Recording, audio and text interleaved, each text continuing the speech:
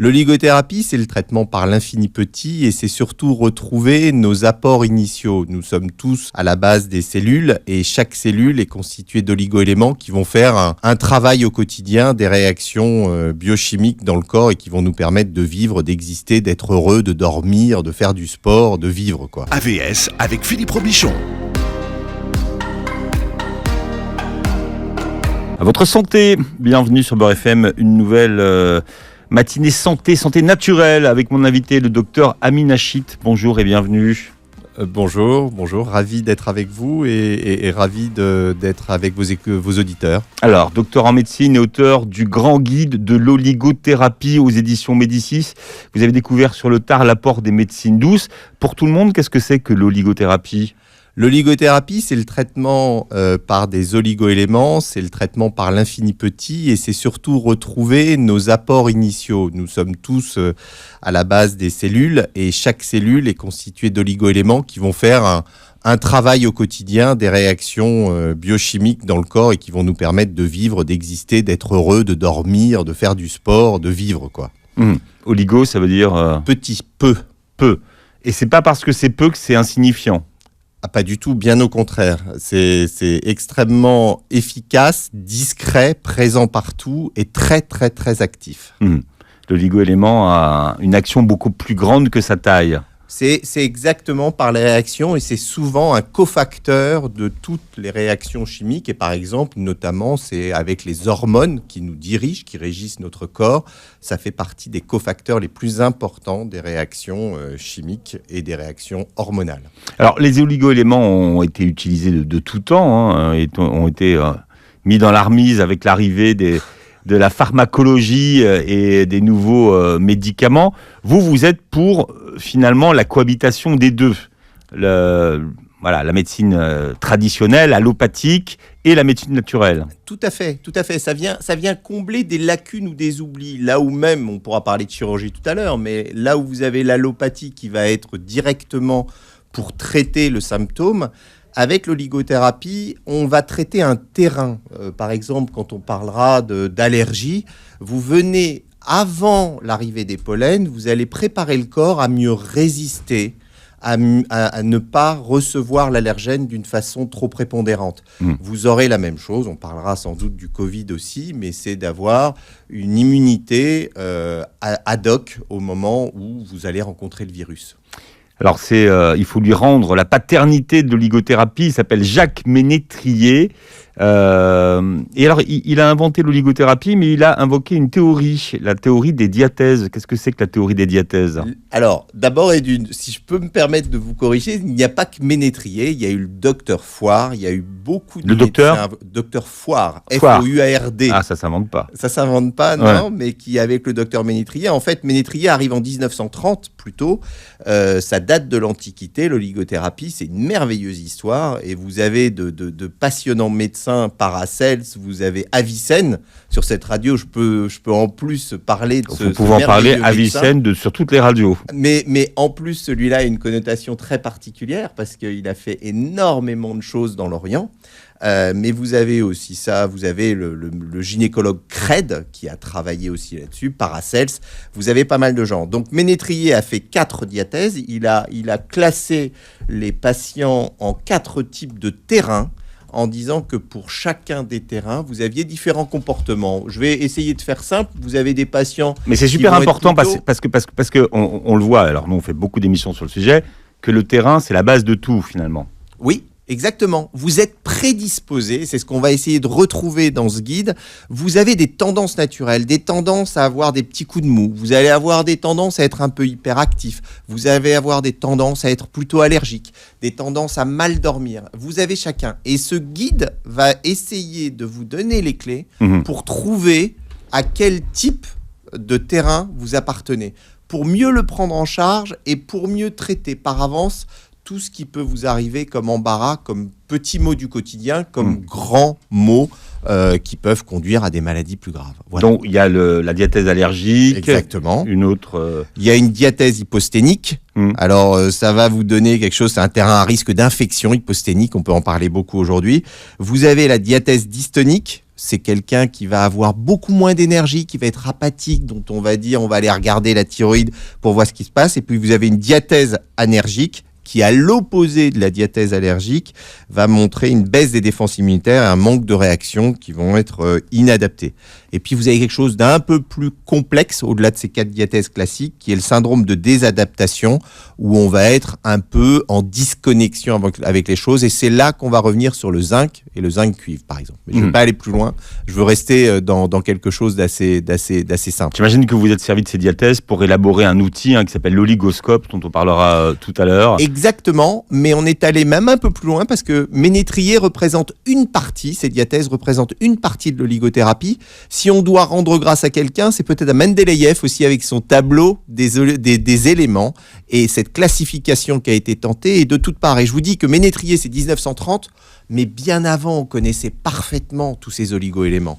On connaissait ça très bien et on avait déjà pas mal de choses. Il y a des histoires, l'argent par exemple, jusqu'en 1930, l'argent, c'était le bactéricide, c'était l'antibiotique par essence même. Depuis l'Antiquité, dans les guerres, on emmenait des plaques d'argent qu'on mettait sur les blessures des guerriers pour les aider à cicatriser.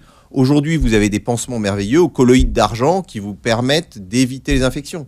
Les navettes spatiales utilisent dans les canalisations, dans les différentes parties des véhicules qui vont traiter l'eau, vont utiliser des filtres d'argent pour éviter les bactéries.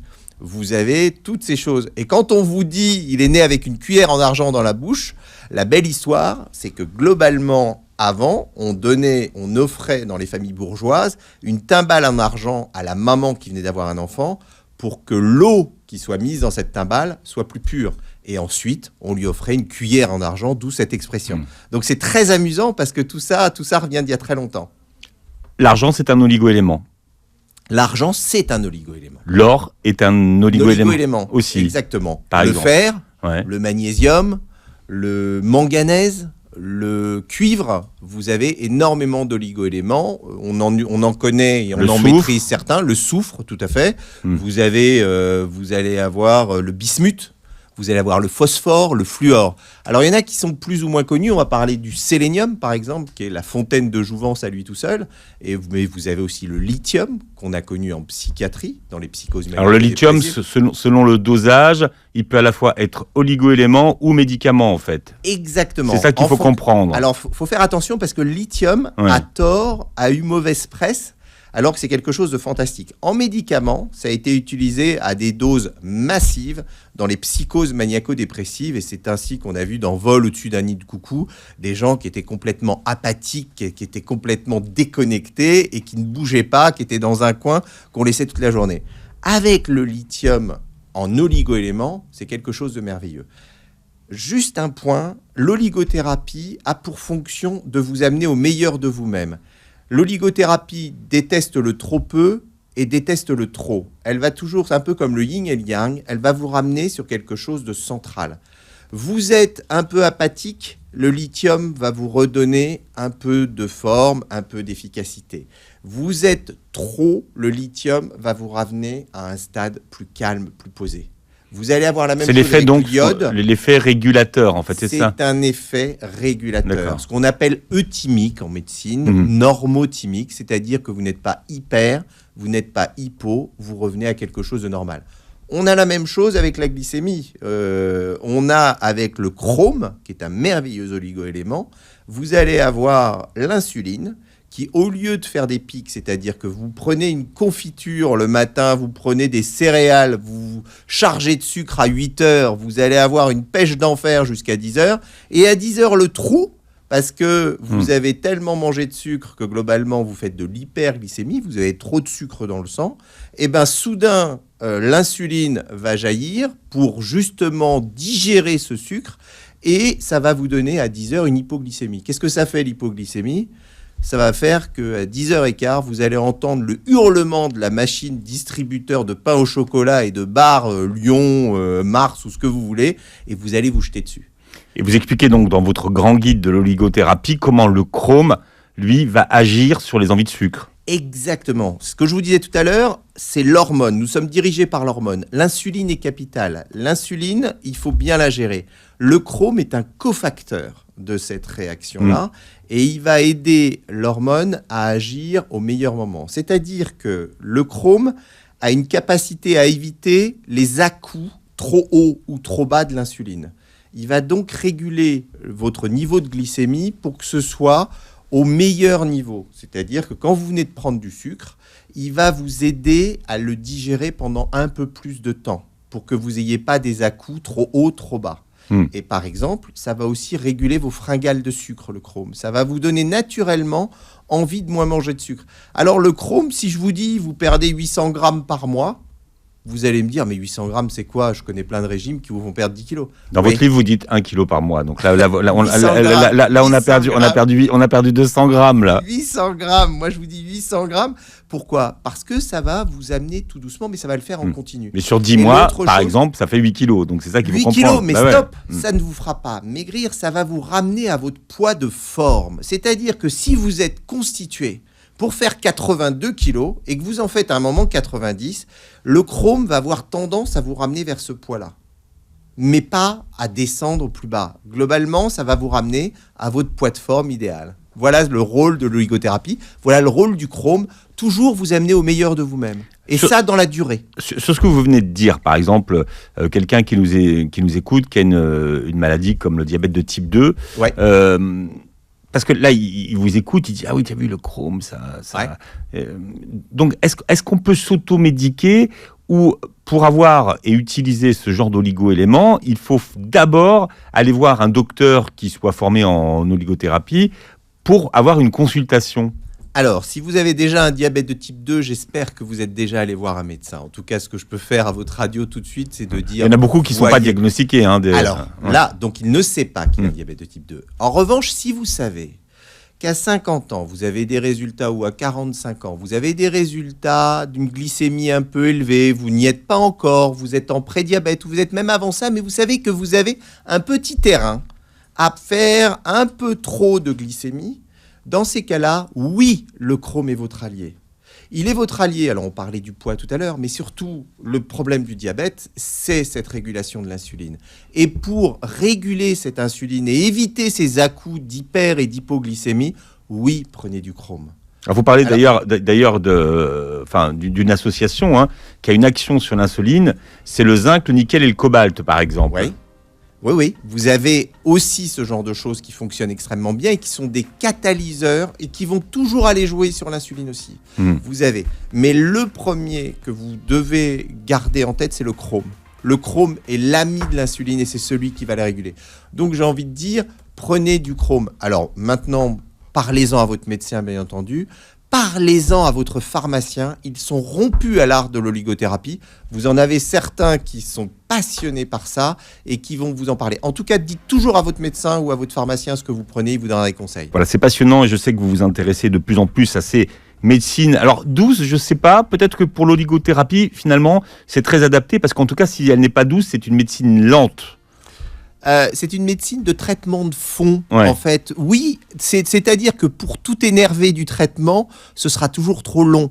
Un exemple, on pourra parler du magnésium ou du lithium. Dans le sommeil, c'est quelque chose de merveilleux. Là où alors je vais parler d'un produit qui s'appelle le Zolpidem, Stilnox par exemple, ou les benzodiazépines, qui sont des produits qui, pour moi, vont vous donner le sommeil immédiat, mais ils ne vont pas vous restaurer un sommeil naturel et réparateur.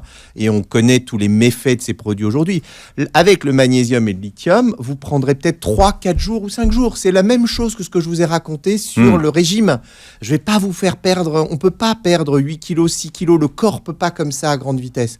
Vous devez changer votre façon de manger, vous devez changer vos aliments, vous devez retrouver le sport, la joie de vivre, et là, les choses vont venir et prendre du chrome.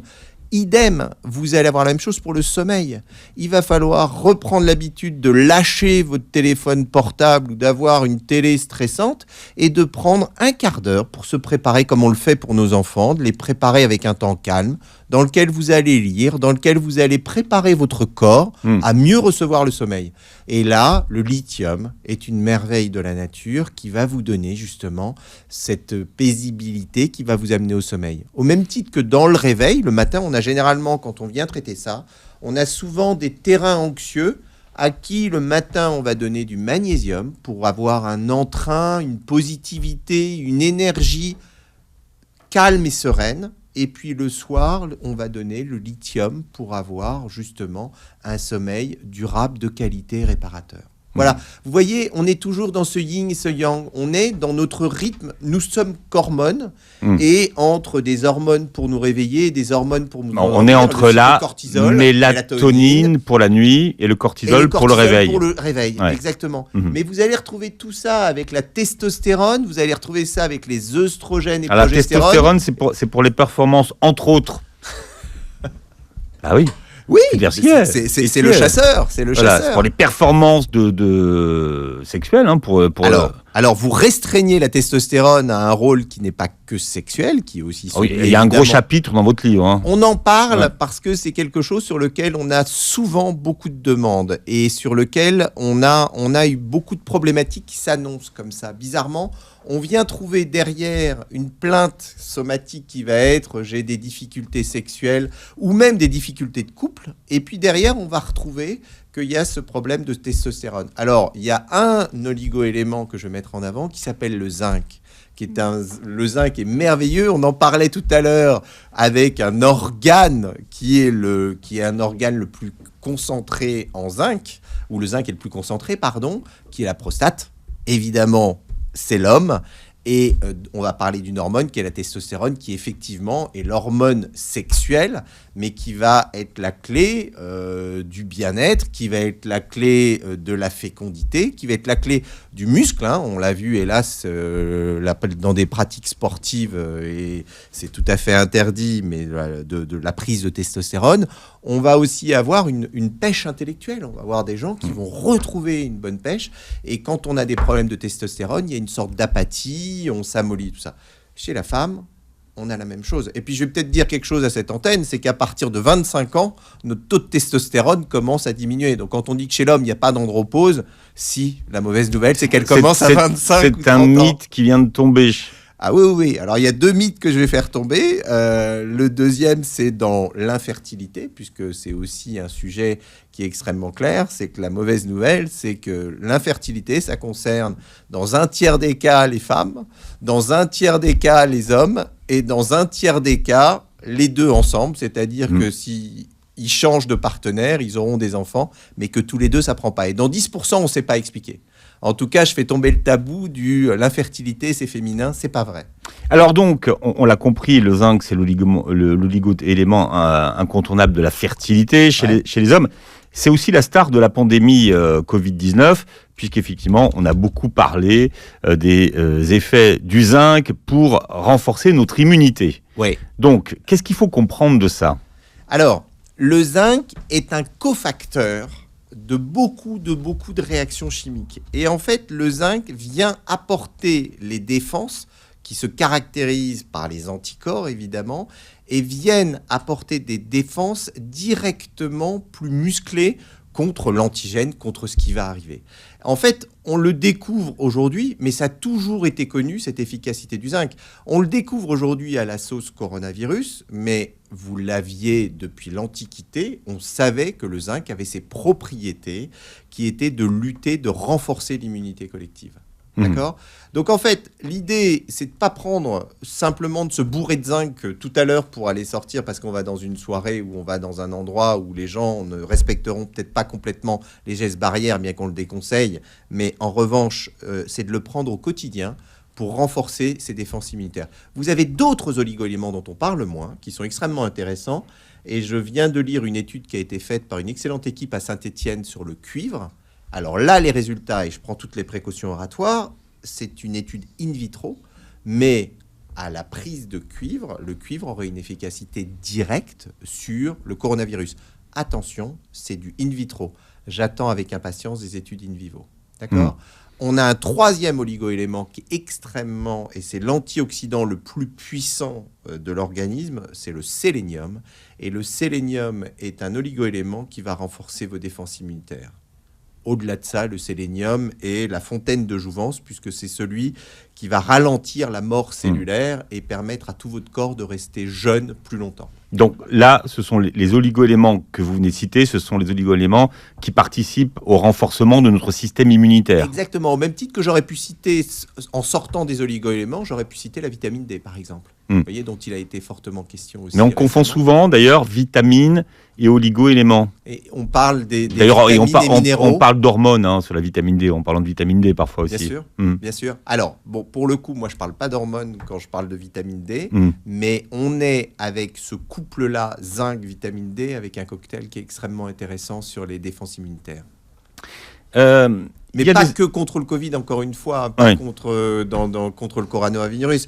C'est vraiment quelque chose à faire au quotidien et à faire au même titre que les cures de vitamine D. On avait l'habitude que ces cures de vitamine D se prennent, on en prenait on en prenait à l'hiver, on en donne aux enfants, on en donne dans certaines périodes où l'organisme est plus en demande, notamment dans les grossesses.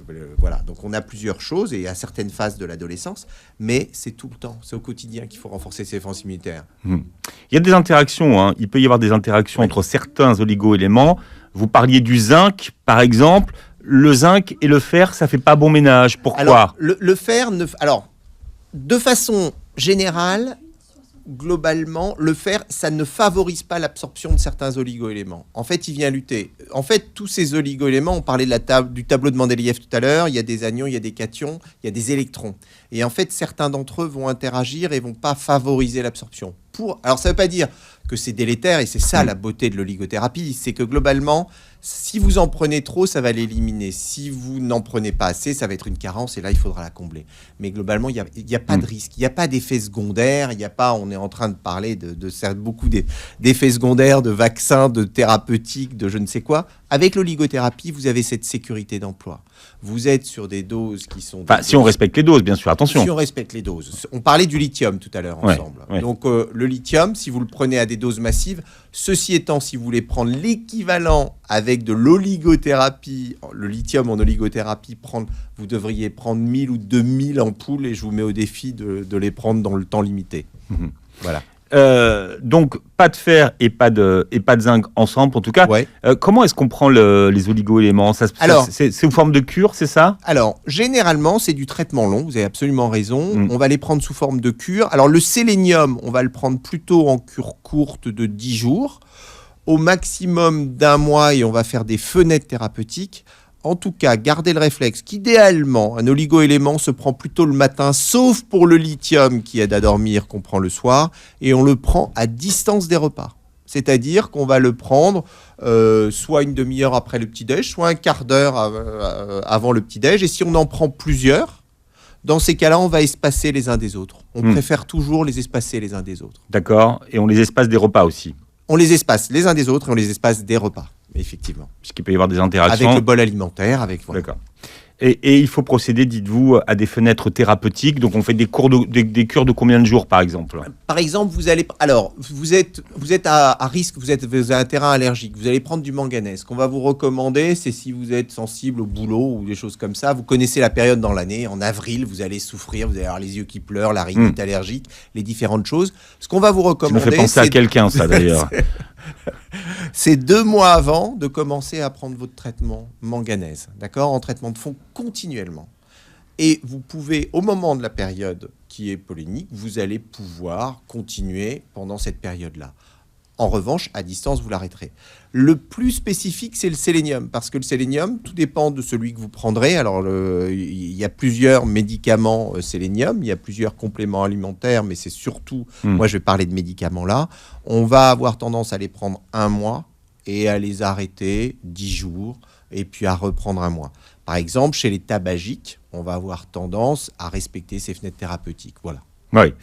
On peut faire plusieurs cures en même temps, par exemple? Oui, et le livre le décrit, le guide le décrit très bien. Vous pouvez prendre plusieurs choses. Par exemple, vous pouvez prendre du chrome et avoir en même temps, vous allez prendre du chrome parce que vous avez des fringales sucrées et que vous voulez les réguler cet ami, l'insuline.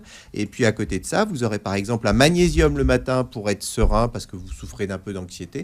Et puis vous allez prendre un lithium le soir, à distance des repas, et les oligo-éléments à distance les uns des autres. Donc par exemple, le magnésium tôt le matin, avant le petit-déj, vous prendrez votre chrome après le petit déjeuner, c'est-à-dire un quart d'heure, une demi-heure, et vous prendrez le lithium avant d'aller vous coucher. Voilà, nous parlons d'oligothérapie ce matin avec mon invité, le docteur Amin Achit, qui est docteur en médecine. Alors vous avez mal tourné au début. C'est vrai que finalement, vous êtes passé des médecines allopathiques pour vous rapprocher des médecines, on va dire, douces. Pire, de la chirurgie.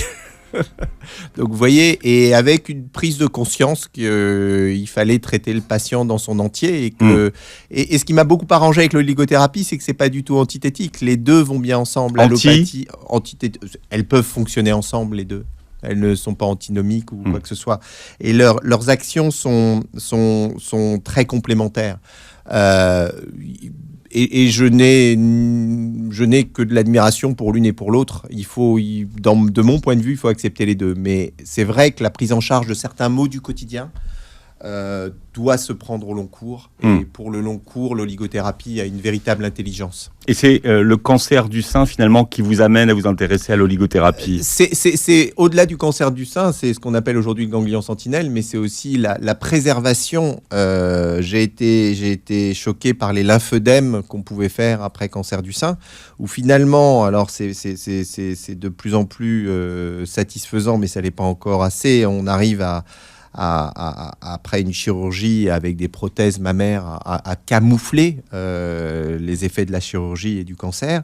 En revanche, quand vous faites un gros bras, un syndrome du gros bras, le lymphœdème, là, il n'y a plus grand-chose pour le camoufler. Et c'est très handicapant. Et c'est vrai que ce n'était pas la première chose qui me sautait aux yeux dans le cancer du sein. Alors, et après, on parle dans le cancer, et dans tous les cancers, on parle de soins de support, et c'est extrêmement intéressant. C'est-à-dire que ce sont des gens qui, au-delà de leur cancer, alors très bien, on a vaincu le cancer, on l'a traité, on l'a pris en charge, bravo, on est victorieux. En tant que chirurgien, qu'oncologue, on est très content. Mais ce sont des gens qui, à côté de ça, ont besoin de dormir, ont besoin de manger, ont envie d'être heureux, peuvent avoir des coups de blues et des choses comme ça. Et c'est vrai que sur ces corps qui ont reçu beaucoup et beaucoup trop d'allopathie, il faut aller chercher des médecines plus douces, des médecines plus holistiques pour pouvoir soigner les maux du quotidien. Et c'est là que j'ai trouvé que l'apport était idéal et que la concordance des deux donnait quelque chose de tout à fait intéressant. Donc vive l'allopathie et vive l'oligothérapie. Voilà, et on parlait d'un des grands attraits de l'oligothérapie, qui est sa capacité à renforcer notre immunité. On le voit dans la crise et la maladie de la Covid-19. Il faut doser la réaction du système immunitaire entre surréaction et sous-réaction. Finalement, comment est-ce que l'oligothérapie peut permettre la bonne régulation? Alors, je reste sur ce point qui est le yin et le yang. Nous naissons tous et nous avons dans notre mémoire interne l'équilibre des oligo-éléments. Alors, on va parler des oligo-éléments présents dans l'organisme. On les a normalement, et puis ceux dont on a besoin, normalement, l'alimentation était censée nous l'apporter. Le seul souci qu'on a aujourd'hui, c'est que les sucres sont raffinés, c'est que les cultures ont été poussées à l'excès et ne contiennent plus les oligo qu'on veut. On a aujourd'hui des sols déplétés en sélénium. On parlera du sélénium et de son rôle merveilleux, mais on peut parler aussi du zinc apporté par la nourriture. On peut avoir pas mal de choses. Et tout ça, on ne l'a plus aujourd'hui. Même l'iode, on a des problématiques particulières. Et dans ces cas-là, il faut retrouver une alimentation de qualité ou venir la compléter. Et c'est là que les oligo-éléments apportent leur réponse. Et pour avoir un statut allergique, statut immunologique de qualité, ça se construit et ça prend un peu de temps. Et ce temps-là, faut le garder. Alors, vous me parliez d'excès ou d'excès de réaction qui vient donner des pathologies, et notamment avec l'allergie, différentes choses. Mais vous avez aussi l'insuffisance de réaction où globalement, on va prendre infection sur infection et ne pas arrêter. Eh bien, dans ces cas-là, C'est vrai que le zinc, mais au même titre que le sélénium, au même titre que le cuivre, vont construire au jour le jour la bonne immunité, votre immunité naturelle. Mais je pourrais vous dire dans un autre ordre d'idées, le sport aussi. Le sport, c'est la bonne nutrition aussi. Donc l'oligo-élément, c'est un retour à une nature. C'est complémentaire. Ouais. Et je ne crois pas qu'il y ait un médecin aujourd'hui qui vous dise que le sport n'est pas essentiel à notre équilibre. Au même titre qu'un bon sommeil, on a l'impression de temps en temps de découvrir un sommeil qui n'est pas chimique. Si vous avez des problèmes pour dormir, retrouvez le sommeil en prenant 3 nuits, 5 nuits, en acceptant de ne pas dormir, mais surtout résistons à la tentation de la petite pilule miracle qui vous assomme tout de suite, mais qui ne vous fait pas du bien. Alors, pour ceux qui vont lire votre livre, vous avez conçu l'oligoscope. C'est un outil avec 42 affirmations qui donne un score et qui vous aide à déterminer votre profil. Et donc, il y a 8 profils et chaque profil a un oligo-élément régulateur. Exactement. Alors, quels sont les profils les différents profils qu'on trouve? Vous avez tous les profils. Vous allez avoir le profil allergique, par exemple, sur lequel vous allez avoir un oligo-élément star qui s'appelle le manganèse. Vous allez avoir un profil qui va être stressé, dans lequel on va retrouver un oligo-élément qui s'appelle le magnésium. Vous allez avoir un profil plutôt douleur, articulation, où le cuivre va avoir un rôle extrêmement important et ça va être votre oligo-élément. La prise de poids, la fringale. Donc là, ça marche par exemple pour l'arthrose, pour ceux qui ça marche pour l'arthrose, ça marche pour le cartilage, c'est quelque chose d'absolument. Et si vous vous souvenez qu'à l'époque, il y avait des guerriers qui portaient des bracelets en cuivre, eh bien, c'était les vertus du cuivre justement, sur les articulations. On a parlé du cuivre tout à l'heure aussi sur l'immunité, qui a un rôle extrêmement important. Alors cet oligoscope, c'est typiquement ce qu'on a voulu faire avec la personne avec qui j'ai écrit ce livre qui s'appelle Isabelle Eustache et qui est docteur en neurosciences et que je salue au passage. Avec Isabelle, on a voulu surtout ne pas faire le énième guide de l'oligothérapie. L'oligothérapie, vous pouvez me demander, mais pourquoi finalement on ne connaît pas tous l'oligothérapie ? Tout simplement. Enfin, on ne connaît pas, mais tout le monde a entendu parler de la petite cure de magnésium. Oui. Mais la petite cure de fer. Le sélénium, le bismuth, le lithium. Alors, le bismuth, moi, je pensais que c'était un légume, pour tout vous dire. Vous voyez, donc. Alors, vous voyez que c'est bien, je suis ravi d'être là. Heureusement que vous êtes là. Vous êtes quand même très sachant. Mais non, bismuth sur les maux de gorge, c'est quelque chose d'extrêmement intéressant. Au même titre que le cuivre sur un état grippal. Le bismuth, c'est remarquable. Vous avez dans la sphère ORL, dans les maux du quotidien, vous avez des choses remarquables. L'argent sur les aftes, c'est une merveille, par exemple. Donc, pour revenir à ça, ce livre sur l'oligothérapie, on a voulu en faire quelque chose d'extrêmement agréable. Je voyais tout à l'heure un guide du routard, alors la collection merveilleuse pour les nuls. Ce qu'on a voulu, c'est rendre l'oligothérapie accessible à tous, avec différents niveaux de lecture. Celui qui a juste envie d'avoir le conseil de la bonne copine, le conseil de la maman, le conseil qu'on peut donner à ses enfants en lui disant « Tiens, pense à prendre du cuivre, pense à prendre du sélénium ». Et puis celui qui veut aller un peu plus loin, d'aller fouiller un peu plus, de connaître l'histoire de l'oligo-élément, dans quels aliments on peut le trouver, comment se traiter, et on a ces différents. Le livre a été fait de façon très scientifique pour parler au plus grand nombre et surtout pour intéresser le grand public. Parce que l'oligothérapie, c'est tellement bien que ça ne doit pas rester dans la main seulement de quelques sachants. Vous avez bien évidemment, et vous devez informer votre médecin, vous devez informer votre pharmacien si vous en prenez, pour qu'il soit au courant de ce que vous avez, mais vous devez vous-même aussi commencer à prendre ces oligo-éléments. On les connaît par les os, on les connaît l'argent, on le connaît par les pansements avec le collier d'argent. Mais si je vous dis qu'il y a un médecin fantastique qui s'appelait Cred, alors par hasard c'est un gynécologue, mais qui était à Leipzig en 1800... Que vous êtes aussi, c'est pour ça que vous dites ça. Ouais. Donc c'est pour ça que peut-être je l'admire. Non, il a fait quelque chose de merveilleux, c'est qu'il a commencé à mettre des solutions d'argent dans les yeux des enfants. À l'époque, imaginez qu'à chaque naissance, un enfant sur 10 souffrait d'ophtalmie, avec des cécités derrière. Et à partir du moment où on a mis des solutions argentiques dans l'œil, on est arrivé à descendre ce taux à inférieur à 0,2%. 10%, 0,2%.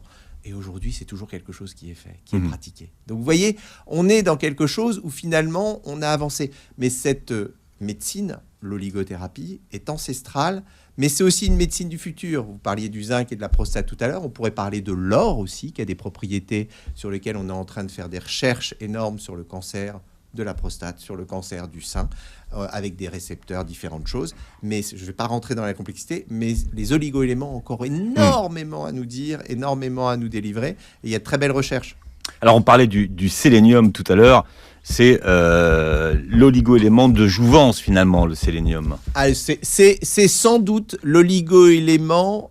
C'est d'abord, on a tous des radicaux libres. Pour faire très court, chaque fois que nous respirons, notre corps s'oxyde un peu plus et décharge des éléments qui s'appellent les radicaux libres. Alors, les femmes connaissent bien ça parce que c'est ce qui va nous donner ces rides et ce vieillissement cutané, des radicaux libres, et vous avez plein de crèmes qui viennent lutter contre ça. Mais à la source même, le sélénium est sans doute l'antioxydant le plus puissant qu'on puisse avoir dans notre organisme. Vous dites du monde, hein. Vous dites que c'est vraiment... C'est l'antioxydant par excellence. L'antioxydant, c'est quoi ? Ça vient lutter contre les radicaux libres. Alors, comment on l'utilise ? Alors, c'est ça qu'il... Alors, vous avez d'abord, vous le consommez. Vous prenez une cure d'1 mois de sélénium. Alors, vous avez différents dosages. Moi, je recommande le sélénium de façon médicale parce que c'est là, dans les médicaments, c'est là que vous allez avoir les meilleurs dosages et c'est là que vous allez avoir les équilibres. Dans des compléments alimentaires, on ne saura pas toujours exactement ce qu'on va prendre comme dosage. Donc, je recommande plutôt dans les médicaments. Mais de toute façon, parlez-en à votre médecin ou à votre pharmacien.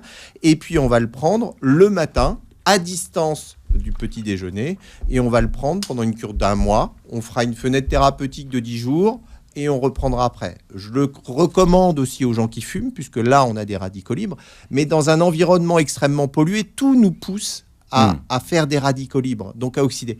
Et alors, je vais un peu plus loin, c'est au niveau de la cellule que le sélénium est plus intéressant. En gros, il retarde la mort cellulaire. La mort cellulaire, ça s'appelle l'apoptose.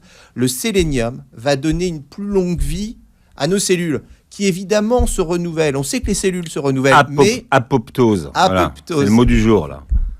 Ça ne doit pas être le mot du jour, mais en revanche, c'est quelque chose, le sélénium est sans doute le mot du jour. C'est la fontaine de jouvence. J'ai envie de vous dire, moi, en tant que gynéco, j'ai été très perturbé par une étude qui est passée en 2004 ou 2005, la Million Women Study, qui a fait arrêter les traitements œstroprogestatifs pour la ménopause. D'accord ? Qui était à l'époque la fontaine de jouvence. C'est-à-dire que globalement, la vie ne s'arrêtait pas à 50 ans, elle continuait merveilleusement et on avait... Vous avez avec le sélénium aussi des effets comme ça, qui sont pour l'homme et pour la femme, des effets prolongateurs de vie en qualité. Alors, c'est très gros comme ça, mais nous sommes cellules, nous sommes hormones, nous sommes cellules. Mais s'ils ont arrêté, de les prendre, c'est parce qu'il y avait aussi des effets secondaires. Donc, c'est pour ça qu'ils ont arrêté. C'est là qu'on est dans l'hormone, avec le danger de l'hormone. On parlait de la testostérone aussi et de son mésemploi, de son mésusage. Mais on est, avec le sélénium et l'oligothérapie, dans une absence totale de risque. Donc, pour tout ce qui va être carence hormonale, et notamment testostérone, œstrogène progestatif, on a un oligo-élément ou une association d'oligo-éléments qui s'appelle le zinc quand il est tout seul, et sinon le zinc-cuivre. L'association est remarquable. On l'utilise aussi, par exemple, dans les retards de croissance, différentes choses, mais vraiment un stimulant hormonal pour maintenir le meilleur taux efficace. Et puis, on a à côté de ça le sélénium, qui est vraiment la continuité de la et si on voulait le trouver dans des aliments, dans quels aliments on le trouverait, le sélénium ? Alors, on va le trouver dans tout ce qui vient de la terre. Ouais. Plutôt. Donc on va aller chercher, par exemple, on va aller chercher dans les champignons, dans des légumes, mais sur des sols qui n'ont pas été traités. Et c'est là l'importance d'une alimentation de qualité, c'est-à-dire qu'il ne faut pas de pesticides. Vous allez le trouver aussi dans des huîtres, dans différents fruits de mer comme ça, mais vous allez le chercher. C'est assez compliqué. C'est là que le médicament, l'accès direct, va vous garantir le faire de façon naturelle serait peut-être un... Vitamine D, on parlait d'un autre truc qui n'est pas un oligo-élément, mais la vitamine D qui est merveilleuse, vous pouvez aussi la prendre dans l'alimentation normalement. Mais pour avoir la dose, on a tendance à prendre des doses que vous prenez pour 3 mois pendant l'hiver et choses comme ça. Donc voilà. Docteur Amine Hachit, alors je rappelle la publication et la sortie du grand guide de l'oligothérapie aux éditions Médicis. Vous réécoutez l'émission en podcast sur beurrefm.net. Vous pourrez revoir d'ailleurs cette émission sur notre chaîne YouTube. Merci d'avoir été avec nous, docteur. Merci à vos auditeurs. Depuis la Suisse. Et je vous souhaite de passer une très belle journée santé sur Beurre FM.